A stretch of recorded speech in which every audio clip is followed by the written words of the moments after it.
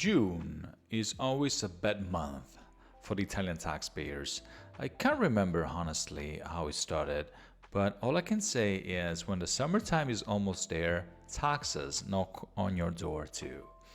As much as we love here at studiorigo receiving a lot of emails from new customers every year asking for a tax return process, tax advice, you'll be surprised to hear what follows. Almost 50% of them don't even need to file their taxes. So, in other words, they just don't need to hire us at all.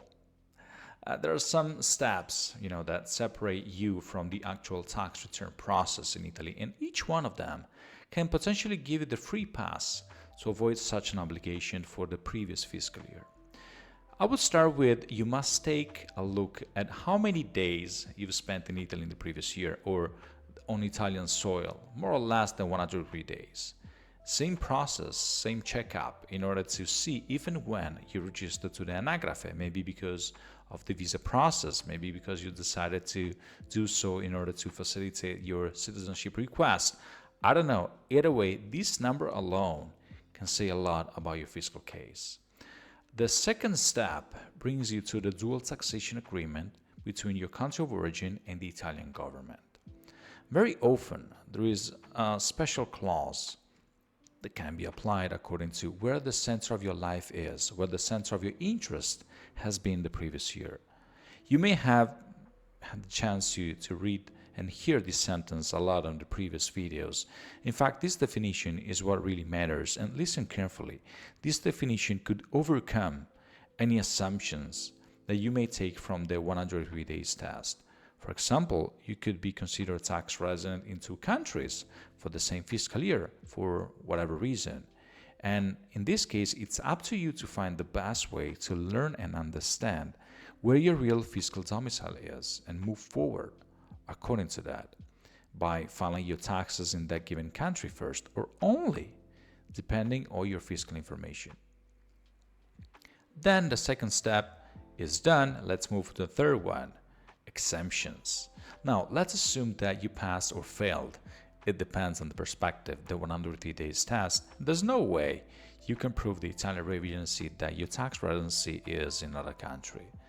Still enforced and mainly within the scope of making taxes a fair place for some special employers, some salaries are not considered taxable in Italy.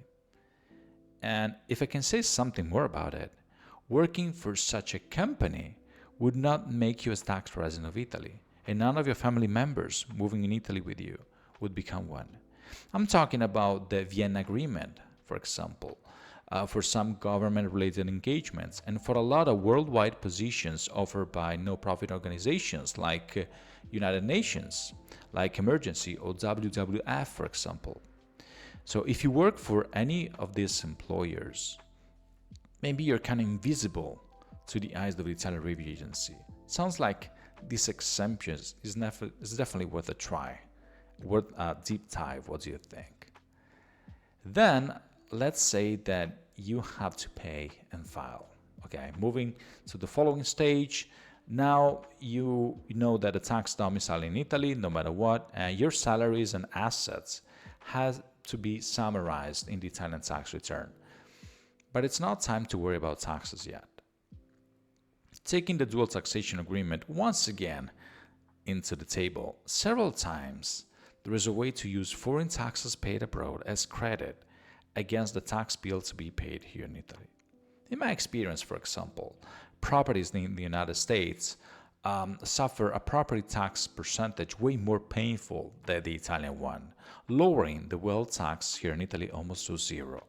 Some government-related pensions earned by no-Italian citizens may be considered tax-exempt, according to Article 18 and 19 of the Dual Taxation Agreement.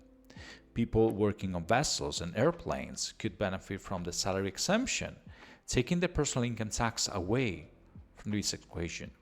So once again, you must filter the source of information through the lens of the national and international rules. Then it's time for us to touch the final destination, the tax return filing.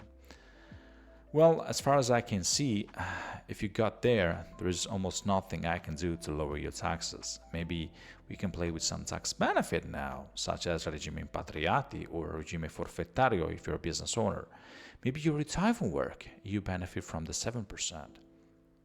Either way, looks like now it's time for you to pay something and start your, let's say, financial relationship with the Italian revenue agency within limits. Yes, of course, there are some bonuses for us to use. A lot of retirement accounts could be considered tax-free from the wealth tax. So basically, you should just recap the balance of January 1st and December 31st with zero tax bill. Or maybe, thanks to the tax regime you opted for, maybe the 7%, your assets abroad will become tax-free in the Italian tax return. Likewise, if you wanted to go with a high net worth individual, substitute tax of 100,000 per year.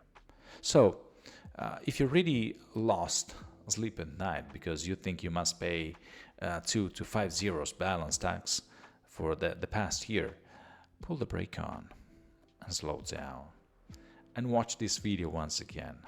Maybe the worst thing about to happen for you is to pay a professional just to find out that you don't have to file a thing. I mean, would you pay a doctor just to hear from him that you're in a good shape? I would definitely do that.